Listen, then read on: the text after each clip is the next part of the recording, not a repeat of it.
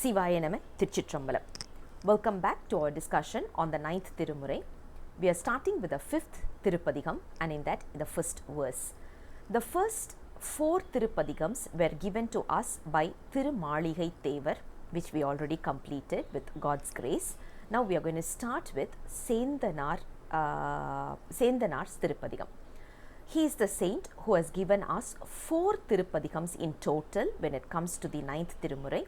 We have already been talking about the history of the saints who have given us these Tirupadigams and also the history behind the places for which these Tirupadigams have been sung for.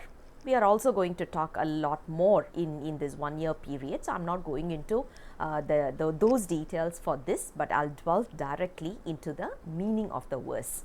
Let's look at the first verse now. Thiruchitrambalam. yega naayaganai imayavar karasai ennuyir kamodinai ediril boga naayaganai puyal vanar karoli ponnedum sivigaya oornda மேக நாயகனை மிகு திருவீழி மழலை விண்ணொழி செழுங்கோயில் யோக நாயகனை அன்றி மற்றொன்றும் உண்டென உணர்கிலேன் யானே. திருச்சிற்றம்பலம். This verse is beautifully depicting one concept, very important concept in Saivism. We have so many deities when we talk about Hinduism, but this particular Padigam reinstates that we have only one Almighty, one omnipotent, omnipresent being, and that is Lord Shiva. So we are going to talk about that particular concept in this verse. It goes this way, the entire verse goes this way. It says yega naayagan. In Veda, we do have this concept of ekam sat, which means the person or basically the energy that is omnipotent, omnipresent, almighty is only one. We call it Brahman according to Veda.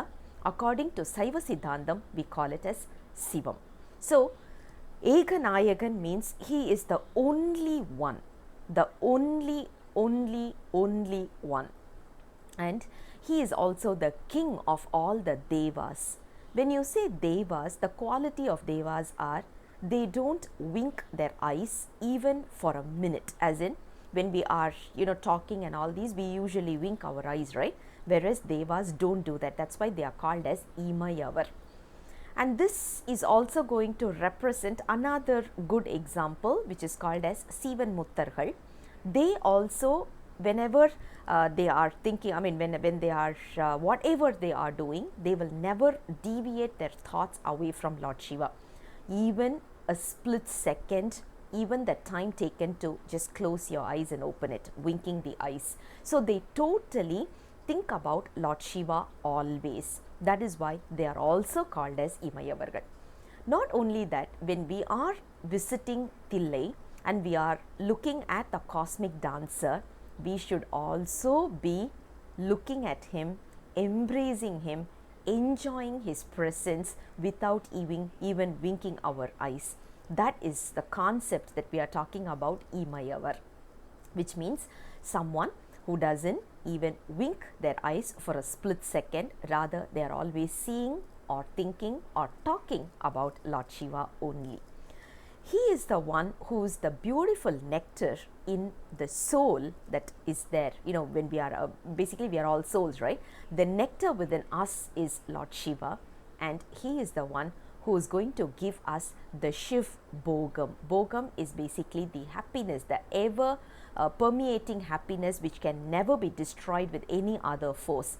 Who is going to be giving us that?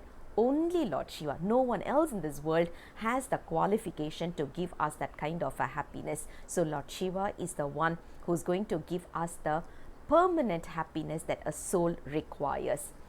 And this particular temple, called as Thiruveezhimizhalai, is believed to be brought all the way from the heaven and it was created not by humans but by the architect who lives in the heaven. That's one of the belief, and this has also been recorded by Kari Pillayar. So we have to remember that while we are talking about this, because here they talk about Vinnari Serungoyil, which means the temple that has been brought all the way from heaven and it was installed here, or as in the way how they have established this temple is not from anything with these worldly things. And there resides Lord Shiva in the form of Yoganayagan. Yoganayagan means the king of yoga, the one who teaches us the Shiv Yoga, which is the path to achieve the Shiv Bhoga. And apart from him, who else can I appreciate? Who else can I even think? So this re-establishes the concept of there is only one God, one omnipresent, one omnipotent, one almighty. Lovely verse, the first verse. I'll come back again with the next verse very soon. Until then, Sivaya Nama, Tiruchitrambalam.